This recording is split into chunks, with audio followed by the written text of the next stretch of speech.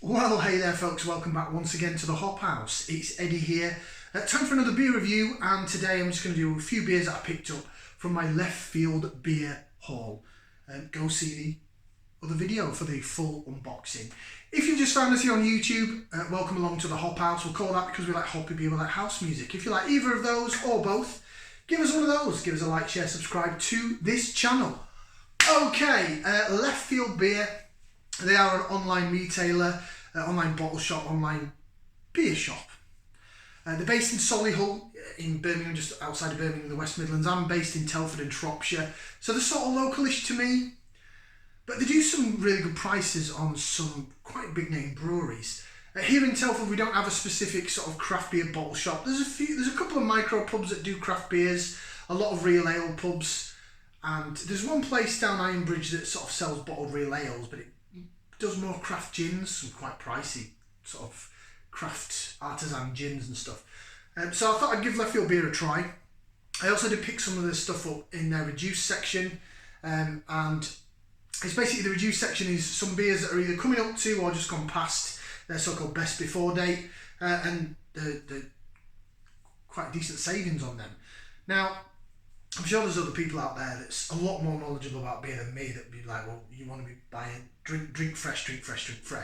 But to be honest, I've drank quite a lot of beer that's gone past its best before, and I'm still here, I'm not dead, so I'm not too picky about it. Right, shall we crack on and do our first review? Okay, so I'm wearing the t-shirts from Deya, the fantastic people at Deya in Cheltenham. I had the pleasure of going to their tap room. I had my mini moon back in end of July, beginning of August last year, after I got wed, and we went to their tap room while we were staying in Cheltenham, and had some wonderful beer, and I took a couple of cans away. So they did have some deals on some Deya at Left Field Beer, so I'll show you what the first beer we're reviewing is. It is this. From Deya, all the Deya cans are 500 millilitres as well, so they're a bit bigger than your standard 440s. And it is this, it's Deya's magazine cover. And there is the Deya Croc, the mascot of Deya, and he's being snapped by the paparazzi. It's a hoppy session ale coming in at 4.2% in a big 500 tall boy. There's the whole can wrap, as you can see. Right, this was in their reduced section, so this is, it's best before, I think, was the end of December, so we're February now, so it's a couple of months past it, but I think it's still going to be splendid. Now, this is not a virgin beer review. I have had this before. I've had the pleasure of having this beer on keg at the Round Pub, the one that I did the video on, the Pheasant. My God, I forgot the name of the bloody pub then. The Pheasant in Wellington, and it was superb. I'd probably go to say it's my favourite Deya beer that I've had out of the ones I've tried so far. There's only a few. Right, should we get this out into the glass? So 4.2%, so yes, it's a session pale ale, which means it's right up my straight ABV wise. I love sessiony stuff. 4.5 to 5.5 is my go-to, so this is 4.2, which means that I can drink a heck of a lot of it. Well, I can drink more than one can anyway, put it that way. Right then, the beer in the glass, it's hazy, as we'd expect Deya beers to be hazy, cloudy, all that good stuff. And poured it with a whopping great head on it. What's that in there? Oh, it's just the design of the glass. This is my newish glass. It's got a H on it for the Hop House. Actually picked it up in Card Factory of all places for a couple of quid. So I don't know how long it'll hold up. But there's your beer in the glass. Lots of carbonation there. Lovely fluffy white head. Look at how that bad boy wobbles. Check that out. I haven't got the whole can in here. Because it's a 500ml, I keep forgetting that. These do fit 440s, but it's 500ml. So, it looks spectacular though. It looks quite light blonde. It's sort of custardy looking. It looks a little thinner than other Deya beers I've had, but at the end of the day it's 4.2%, so it's not going to have the body of a 6% IPA, is it? But it looks spectacular. I can just about see the shadow of my hand as I wave it back and forth. So yeah, it's cloudy and hazy. You can't see through it, but it's not proper thick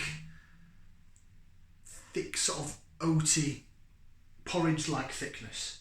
Right, should we get some aroma? So if you're new to this video, we're going to stick that in there. We're going to give it a whiff. See what we can sniff. smells really lovely. Say this is so-called beyond its best before. That smells fruity and juicy. Oh, it smells a bit earthy as well. Oh, it smells divine. That smells fantastic. Deya really know what they're doing. They're a brewery that's won loads of awards. Oh, I could sniff that all day. Getting sort of sweet tropical notes from it. A little bit of earthiness. I'm not sure what the hops are on it. We'll read the can in a bit.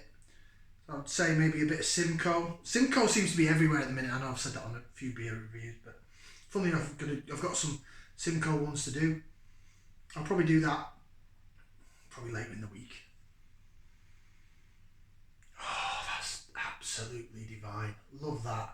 So smell wise, I'm getting like some mango, bit of passion fruit, bit of sort of tangerine, sweet orange.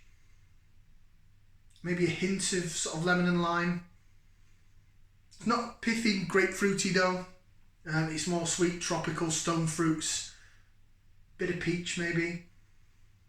Oh, it smells lovely. Right, should we give it a try? I'm really excited to give this a try. I have had it before, like I say, but not in a can. Right, bottoms up down the hatch.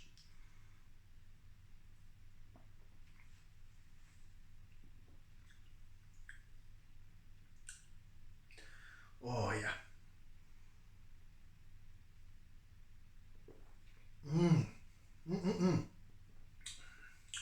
Oh, what a beer. What a beer. It's got some haze on it. It's got some chilled haze. It's been in my shed, and with the temperatures that when it's quite cold, I did whack it in the fridge, but only for about 5 minutes, but it's really chilled it down, so it's really, really cold. Right, bit of lace division, and I'll run through some flavours. For those that love the lacing, look at that. Look at how that laces and jigs about in the glass. We're looking at how it sticks, how those bubbles chase the bottom of the head in that glass. Trying to have my face out of the way so I might concentrate more on the beer.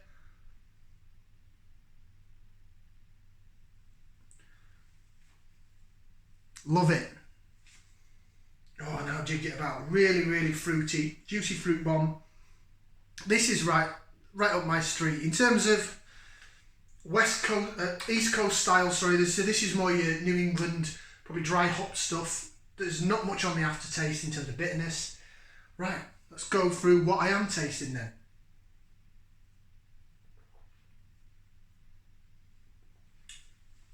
Really soft carbonation.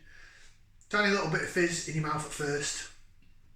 The body's light, but the carbonation's really soft. It just glides down like an absolute dream. Flavour wise,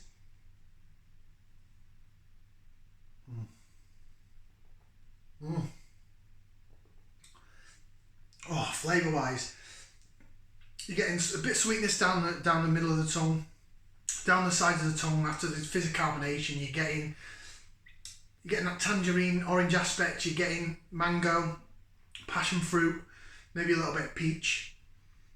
On the back end, you're getting that little bit of lemon and limey, little zest, but it's not wild, it's not bitter. It's just a little zest to let you know. And then there is a little bit of aftertaste, tart, zesty fruit aftertaste, but like I say, it's not bitter. All the flavours through, when you swallow it through the middle of the beer, it stays in your mouth for a bit before you get that aftertaste as well. It is superb.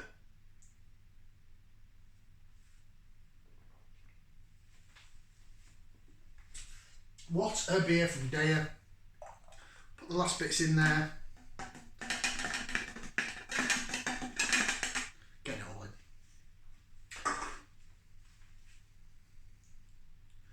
I remember when I tried it, so I tried it on keg and I thought to myself, this is fantastic, superb, right up my street, it's sessionable, could drink a lot of it. The only problem is they were serving it at quite a high price compared to real ales. And let's face it, you've seen it when we went to the Pheasant. The Rampton's own real ales, the Ironbridge Gold and the was it the Orbit that was on, and the IPA, which I've not yet done.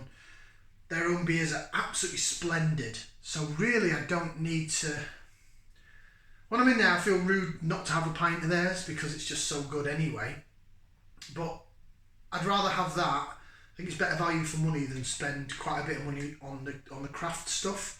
So if they sold this, which they're not going to, of course, but if this was sold about £1 or so cheaper on keg, I'd session the hell out of it.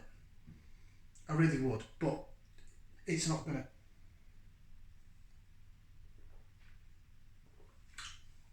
Oh, it's absolutely sensational. Right, let's see what it says on here. Have we got a best before? It was canned on August 21, best before, yeah, end of December. It still tastes absolutely divine to me. There's nothing wrong with that at all. Hoppy Session Pale. Oh, here we go.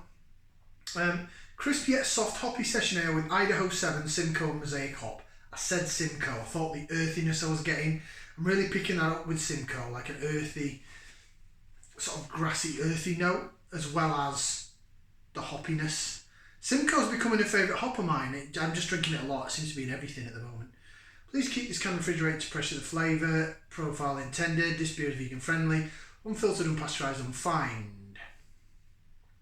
Brewing can at Deya Brewing, Unit 27, Gloucester Road, Cheltenham.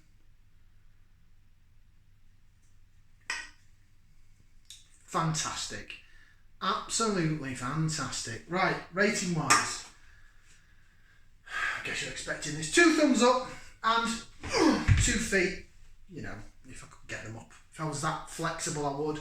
It gets 4 limbs out of 4. That is top score from me. Absolutely divine. I'm sure that if it was an even fresher one, it might even be even better. But for me, even though that's a couple of months out of date, so-called out of date, that is a ridiculously good beer. Right, I'm ending the beer review there. I'll finish that in my own time. Lovely. Thank you very much for watching. Like, share, subscribe. We'll see you for another beer review right here on the Hop House. Ciao for now, people.